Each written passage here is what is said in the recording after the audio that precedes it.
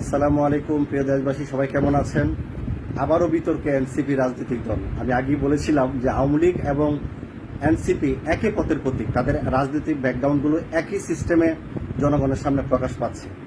আপনারা জানেন যে গতকাল 8ই জুলাই কুষ্টিয়া কুমারখালী কোয়া ইউনিয়ন এবং আপনার চাইল্ড হেভেন কিন্ডার গার্ডেনের স্কুলের শিক্ষার্থীদেরকে 5 ঘন্টা হালকা হালকা বৃষ্টির মধ্যে এবং এনসিপি নেতাদেরকে আগমন উপলক্ষে তাদেরকে সম্বর্ধনা দেওয়ার জন্য স্কুলের শিক্ষার্থী ছোট ছোট কোমল বাচ্চাদেরকে রাস্তায় দাঁড়া করে রাখা হয়েছিল।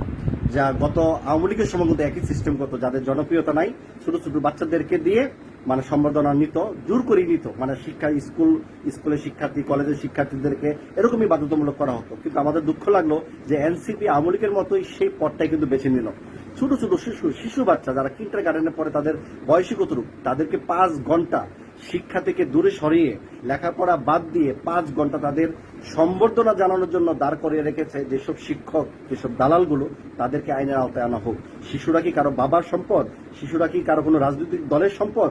তাদেরকে কেন সম্বর্ধনা দেওয়া হলো? এনসিপি কি এমন হয়ে গেছে দলের মতে? এরা কোনো এখন ছাত্র সম্মানক না, এরা কোনো রাজনৈতিক, এখন কোনো বিপ্লবের মহানায়ক না, তারা একটা রাজনৈতিক রাজনৈতিক দলের মতোই কাজ করে যেতে হবে। ছোট ছোট বাচ্চাদেরকে ইস্যু করে মানে সিম্পিতি পাওয়ার জন্য রাষ্ট্রের জনগণ কিন্তু এগুলো গ্রহণ করে না, এগুলো মানে অ্যাকসেপ্টও করবে না।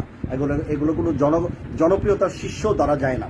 তা আমি বলবো এনসিপিকে বলবো, রাজনীতি করো ভালো কথা, কিন্তু রাজনীতি সিস্টেমে কাজ করতে হবে। হ্যাঁ, রাজনীতি সিস্টেমে কাজ করতে হবে। তো আমি মনে করি শিশুদেরকে যারা এইসব অপব্যবহার করে তারা রাজনীতি করার কোনো সুযোগ নাই, তারা অজনপ্রিয় রাজনৈতিক দল, এগুলো দেশের মানুষ জেনে গেছে। তা আমি এনসিপিকে বলবো, আওয়ামী লীগ যে ব্যাকগ্রাউন্ডে রাজনীতি করছে, এই এনসিপি যেন সে ধরনের রাজনীতি না করে, তাহলে জনগণের কাছে কিন্তু প্রশ্নবিদ্ধ এবং জবাবদিহি করতে হবে। আওয়ামী লীগ গেছে যেই পথে, এনসিপিও কিন্তু সেই পথেই যাবে।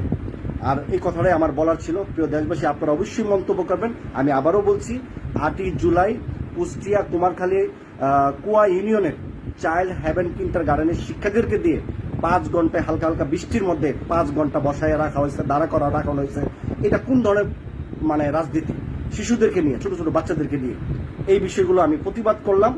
বাকি প্রতিবাদগুলো আপনারা যে এনসিপি যা করছে তা সঠিক করছে কিনা। ধন্যবাদ সবাইকে। আসসালামু আলাইকুম।